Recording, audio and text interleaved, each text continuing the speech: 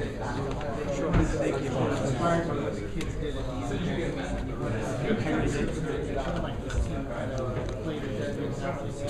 it's our bodies definitely feel it, but we live with our heart tonight. We saw that from a lot of guys. A lot of guys played big time plays, and a lot of guys, GD, Justin Kitchen, Booker, Rondé, and then, Brooke, we were able to establish him and get him going. A lot of guys played with their heart, and that's what we want to do.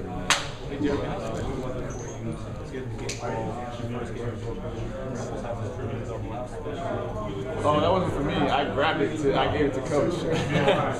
I gave the ball to Coach. I mean, I don't know. I don't get it. I got enough. I already have mine first as a starter or whatever first it is. So this is his. And he deserves it. And I better not see him play with that ball or whatever. Get that frame and make sure he knows. What was the significance of this game for you, though, to be, your first regular season game here in Brooklyn, and an opportunity to, to show the fans where you are? It's been a long journey. There's been a lot of peaks and valleys. And me and Kenny have shared a lot of that journey together. Even when we were on the same team, we had a touch. For us to be able to be here today and to do this together, especially since one of my biggest regrets is slowing down and soaking in every moment that I've had in this game. Always sometimes too quick to get to the next goal. But I've kind of learned my lesson. Slow down and where we were.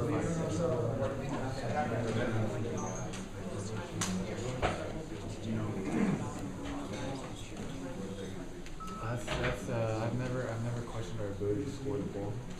I knew I worked on it. And honestly, I think with unselfish players and unselfish mindset and talented players,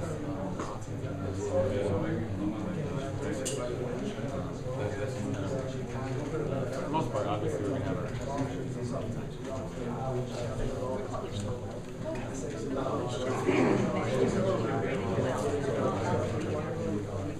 That's my job, I'm a point guard, so I understand the flow of the game and try to get us in the sets and certain things that we need.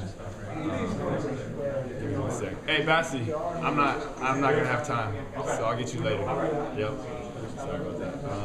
It's just my job is to manage the game and lead the team and calm everybody down when you need to calm down and push the ball when I need to, and clock management, these things.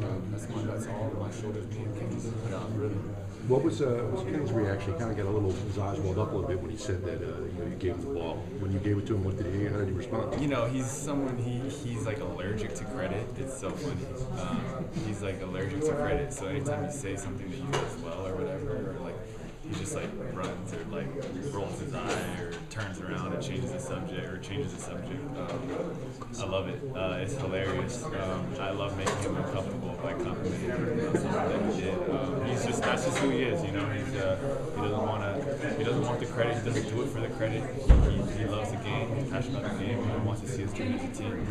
But in situations like this, he deserves it. You said you didn't have a lot of doubt that you'd eventually, this team would find ways to score. But a lot of people have doubt that they can defend and you can defend like this. What was the difference in this team defensively? We communicated loud and early. We're everywhere we need to be. All the little things that we're working on.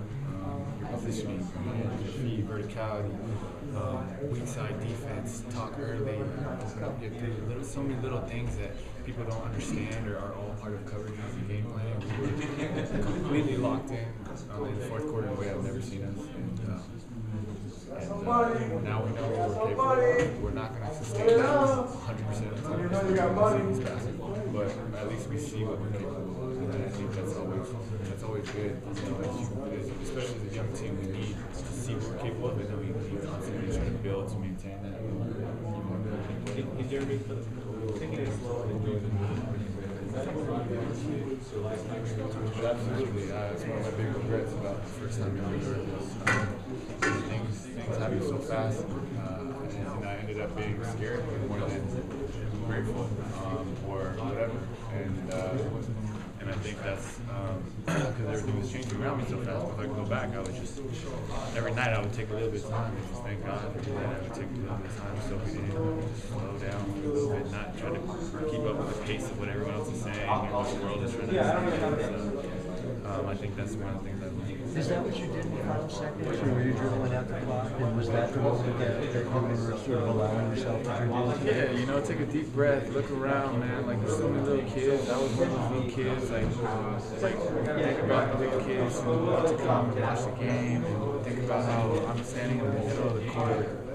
8,000, 6,000, 10,000, whatever it is, I don't know, thousands of fans. We got our first win. It's been a long journey. Like, a lot of emotions, but I wanted to just sit there and just thank God for it all. It's been, like I said, it's been a tough year.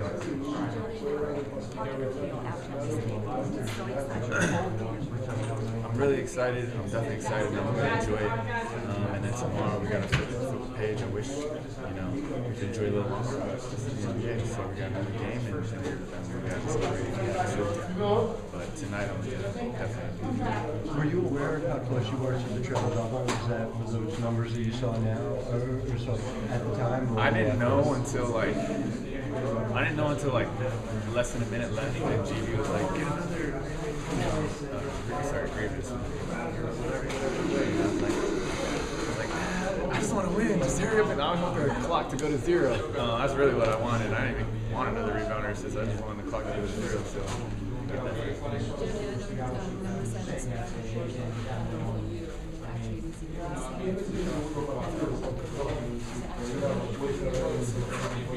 Number 7 is, like you said, is very meaningful. It's represents completion, it's perfection, and 7 days in the league.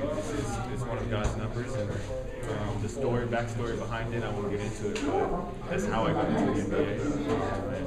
And it's very, very meaningful to me. So I've always tried to keep that number every time again. I put it on my logo because I care a lot about it. There's a lot behind it. Thanks, guys.